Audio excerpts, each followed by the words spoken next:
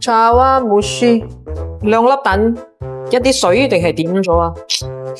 啊是但啦，打落去咪一樣係蛋水，咁樣咪得咯，幾靚仔 ，nice，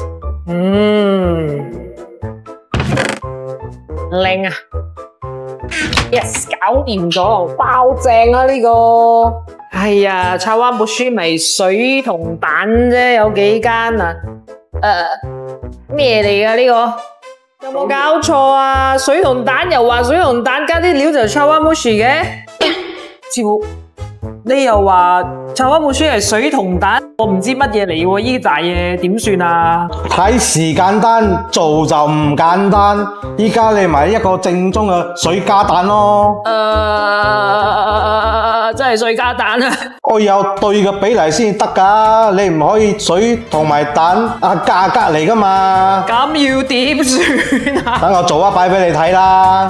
茶姆斯呢道菜呢，睇落嚟係好簡單，因為係蒸蛋啫嘛。但係實質上個比例係好重要嘅。如果個蛋同埋個水嘅比例你唔捉好嘅話呢，蒸出嚟一就係太過腍、太過水咯；二呢就係太過銀身，就冇咁雪滑咯。所以個比例一定係好準嘅，因為雞蛋有大細粒，所以我哋一定要好清楚呢粒雞蛋係幾大粒，去配幾多水，所以蒸出嚟嘅水蛋呢，先至會又香又滑。Recipe 呢係死嘅，人係活嘅，所以呢，我哋學識咗一樣嘢，我哋一定要不斷嘅去創新、去改變。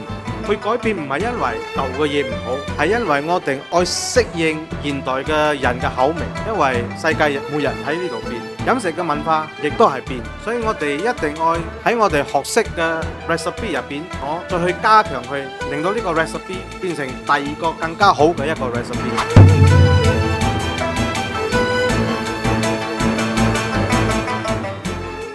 嗱，呢啲先就係叫茶碗蒸豬啦嘛，你睇，哇，真係滑滑㗎喎！梗係啦，有冇我嘅皮膚咁滑啊？又真係幾有喎！梗係啦，一個好嘅茶碗蒸豬，水同埋蛋嘅比例一定愛啱，愛準確。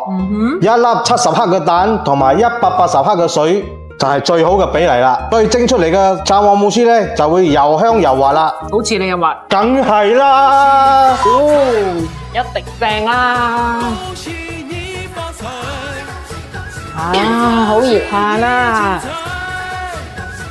好似你咁滑，梗係啦。水同蛋都咁多嘢嘅喂，真係水同蛋點食？哎呀，點食啊？點嘅茶碗蒸豬？